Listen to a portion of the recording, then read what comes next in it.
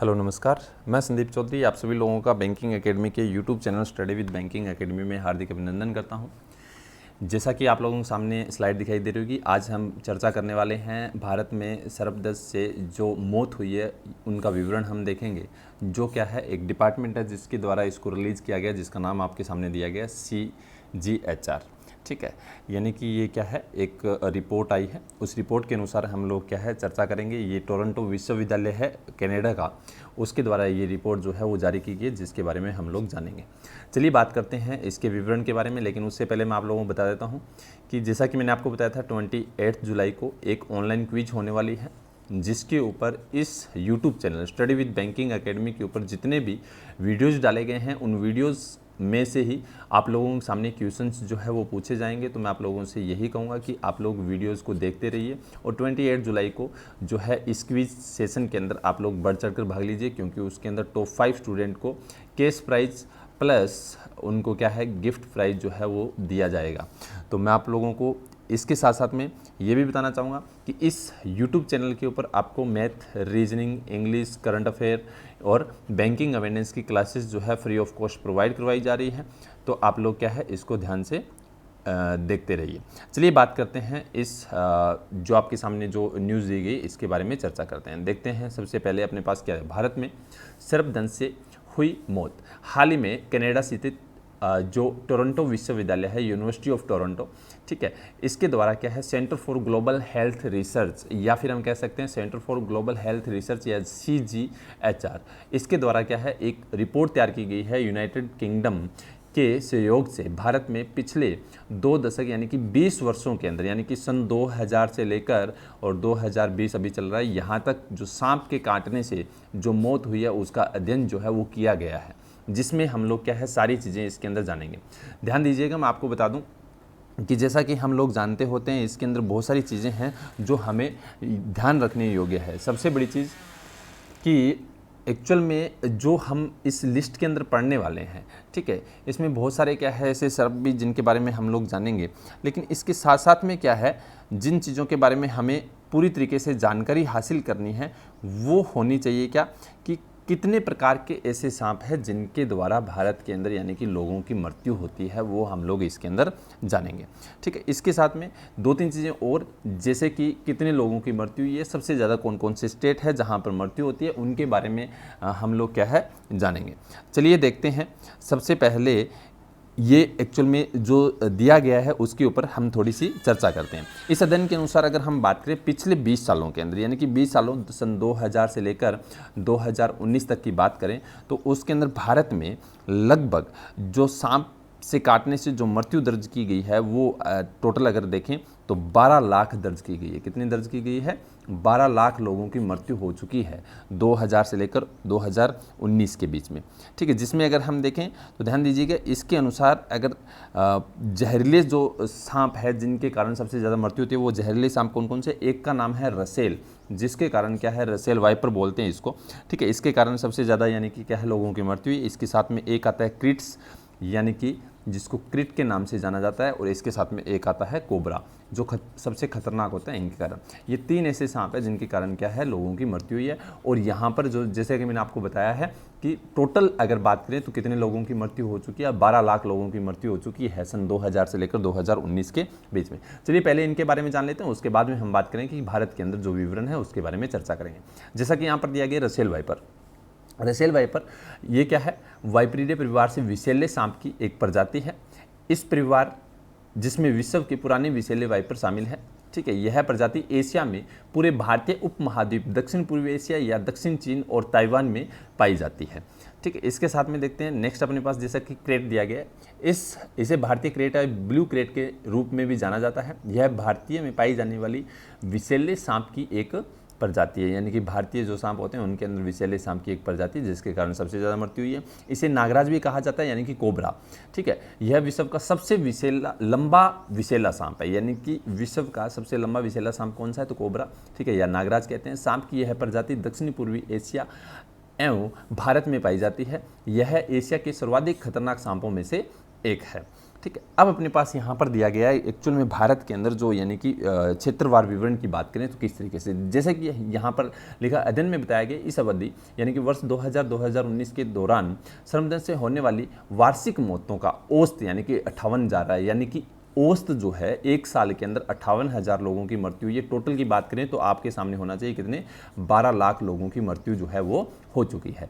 इसमें से अगर हम बात करें देश के 8 निम्नलिखित राज्य है ग्रामीण क्षेत्रों में, जिसके कारण 70% यानी कि 70% मौतें जो है जो इन राज्यों के अंदर देखिए, वो राज्य कौन कौन से हैं, बिहार है, झारखंड है, मध्य प्रदेश है, ओडिशा है, उत्तर प्रदेश है, आंध्र प्रदेश यानी कि तेलंगाना इसके अंदर आता है, और राजस्थान और गुजरात, इन राज्यों के अंदर, और ज़्यादातर ये ग्रामीण इलाकों के अंदर हुई है। ध्यान रखना, ग्रामीण इलाकों के अंदर ज़्यादातर मौतें जो है वो देखी गई है। अध्ययन के अनुसार श्रमदंश के कारण आधे से अधिक मौतें जून से सितंबर माह में मानसून के अवधि के दौरान होती है, यानी कि जून से लेकर सितंबर के बीच में अगर देखें तो जब मानसून होता है उसी समय यानी कि ये बाहर निकलते हैं, और उस समय सबसे ज़्यादा मौतें जो है वो होती है।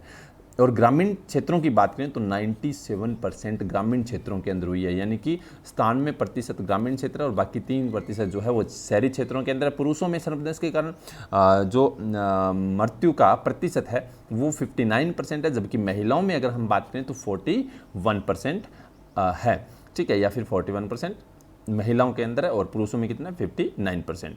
तो श्रमदंश के कारण मरने वालों की सर्वाधिक संख्या 15 to 29 ईयर के जो लोग होते हैं, यानी कि 15 से लेकर और 29 साल के जो लोग हैं, जो उनकी क्या है रही है, जो कितना प्रतिशत है 25% है। ये आप लोगों ने ध्यान में रखना है। जैसा कि हमारे सामने यहाँ पर दिए गए, इस दिशा में विश्व स्वास्थ्य संगठन का प्रयास क्या रहा है, तो इसके बारे में जानने से पहले मैं 2-3 चीज़ें आपको यहाँ पर बता देता हूँ, इसी में ध्यान दीजिए।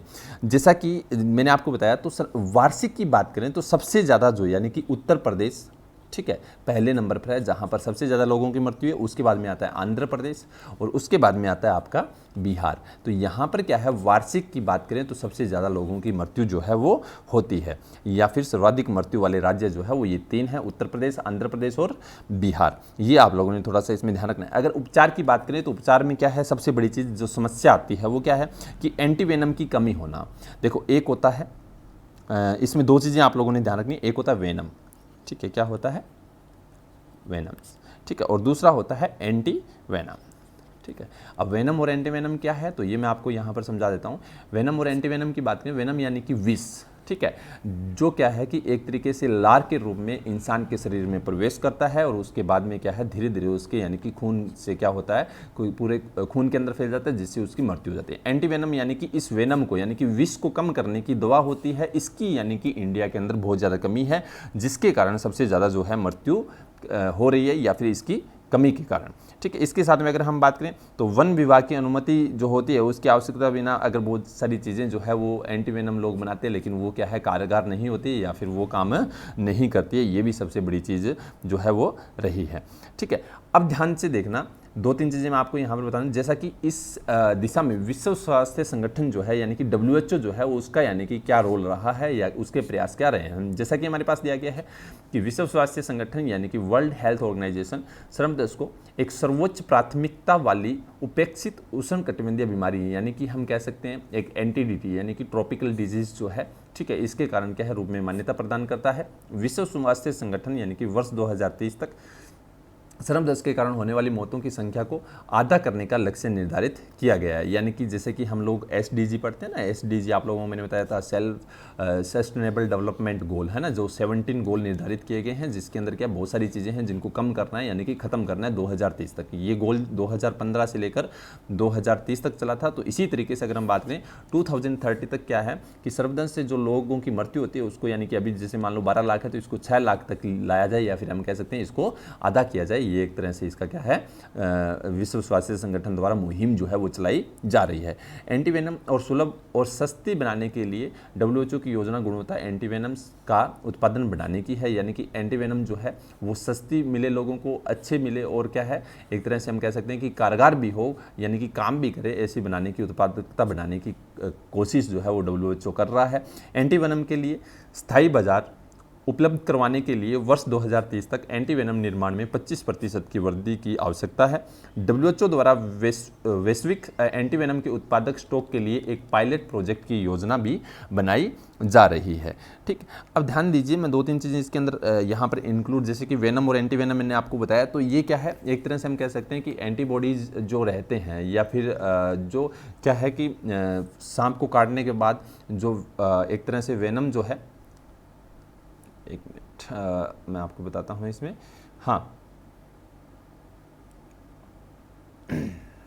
तो एंटीवेनम और वेनम मैंने जैसा कि आप लोगों को बताया था, तो वो चीज़ें इसके अंदर क्या है हमें इंक्लूड क्या है करनी पड़ेगी। तो ये आप लोगों ने थोड़ा सा यहाँ पर जो मैंने आपको यहाँ पर बताया था, ये आप लोगों ने थोड़ा क्या है ध्यान में रखना है, इस चीज़ का थोड़ा आप लोगों को ज्ञान जो है वो होना चाहिए। होप सो आपको ये सेशन पसंद आया होगा, तो अपने दोस्तों के साथ इसको शेयर करें। जैसा कि मैंने आपको बताया था कि ये भारत में जो सर्वोदय से हुई मौतों का विवरण हम लोगों ने जाना है, जो किसके द्वारा यानी कि रिलीज़ की गई थी, CGHR द्वारा क्या है इसको रिलीज जो है वो किया गया था। और पूरा जो है मैंने इसके अंदर समझाया आपके सामने जो है एग्जाम के अंदर जो चीज़ें पूछी जा सकती है वो निम्नलिखित क्या हो सकती है। जैसा कि सबसे पहले तो ये जो CGHR है इसकी फुल फॉर्म आप लोगों से पूछी जा सकती है, तो इसका है centre for global health research, जो कहाँ की है, यूनिवर्सिटी ऑफ टोरंटो का एक क्या है हेल्थ रिसर्च सेंटर है। ठीक है, और दूसरा इसके सहयोग किसने किया है, तो UK यानी कि यूनाइटेड किंगडम ने इसका क्या है सहयोग किया है, वो आप लोगों को मालूम होना चाहिए। इसके साथ में कितने लोगों की मृत्यु हो चुकी है, जो मैंने आपको यहाँ पर क्या है बताया था, कितने लोगों की, लगभग क्या है 12 लाख लोगों की जो है मृत्यु जो है वो हो चुकी है, वो आप लोगों को मालूम इसमें होना चाहिए। होप सो आपको ये सेशन पसंद आएगा, अपने दोस्तों के साथ इसको शेयर करें, और ज़्यादा से ज़्यादा 28 जुलाई को जो यानी कि क्विज सेशन होने वाला है उसके अंदर आप लोग क्या है भाग लीजिए, ताकि आने वाले समय के अंदर क्या है इससे आपको पता चले आपने कितनी पढ़ाई की है। क्योंकि आगे आने वाले समय में जो हमारे एग्ज़ाम है, RRB है, रीजनल रूरल बैंक, या फिर IBPS का जो एग्ज़ाम होगा, या इसके साथ में अगर मैं बात करूं तो आपका क्या है SBI का मेंस एग्ज़ाम भी बहुत जल्दी जो है वो आने वाला है। तो इनके लिए आपकी प्रिपरेशन जो है अच्छी हो, और बहुत जल्दी क्या है आपको एक गवर्नमेंट जॉब भी मिले। तो इससे क्या है आपका करंट अफेयर का सेशन का पता चलेगा कि करंट अफेयर में आप लोगों ने कितना यानी कि मेहनत किया, और कितनी आप लोगों ने यानी कि अच्छी तरीके से प्रिपरेशन की है, जिसको आप 28 जुलाई को देख सकते हो। इसका टाइम जो है यानी कि क्विज का टाइम वो 25 जुलाई को एक वीडियो आएगा, उस वीडियो के माध्यम से मैं आप लोगों को बताऊंगा कि टाइम क्या रहेगा और कैश प्राइस जो है वो कितना रहेगा, और इसके साथ में गिफ्ट प्राइस क्या है वो भी आप लोगों को बताया जाएगा। Thank you so much.